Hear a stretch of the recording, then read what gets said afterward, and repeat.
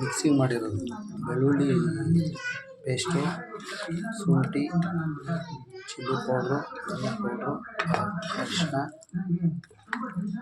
ಮತ್ತು ಕಾರ್ನ್ಫ್ಲವರ್ ಒಂದು ಸ್ವಲ್ಪ ಹಾಕಿದೆ.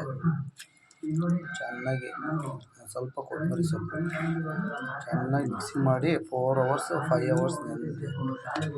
ಫ್ರಿಡ್ಜಲ್ಲಿಟ್ಟು ಚೆನ್ನಾಗಿ ಮಸಾಲೆ ಹಿಡಿದಿದೆ. ಸಾಲ್ಟು ಹಾಕಿದೆ. ನೋಡಿ ಮಸಾಲೆ ಎಲ್ಲ ನೀಟಾಗಿ ಆಗಿದೆ. 1 kg ಮಿಕ್ಸಿಂಗ್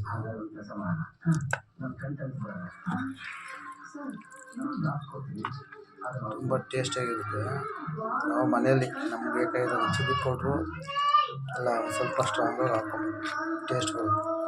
ಹಸಿರು ಮೆಣಸಿನ್ಕಾಯಿ ಪೇಸ್ಟ್ ಹಾಕಿದ್ರೆ ಇನ್ನೂ ಟೇಸ್ಟ್ ಬರುತ್ತೆ. ನಾವು ಹಸಿರು ಮೆಣಸಿನ್ಕಾಯಿ ಜಾಸ್ತಿ ಯೂಸ್ ಮಾಡೋಲ್ಲ, ಬೇಕಾದಾಗ ನಾವು ಮಾಡ್ತೀವಿ. ನೋಡಿ ಕಬಾಬ್ ಇದು ಎಣ್ಣೆಗೆ ಹಾಕಿದ್ದೀವಿ ನೋಡಿ, ಆ ಥರ ಮಸಾಲೆ ಎಲ್ಲ ಹಾಕಿದ್ದೀವಿ. ಒಳ್ಳೆ ಮಸಾಲೆ ಚೆನ್ನಾಗಿ ಹಿಡಿದಿದೆ.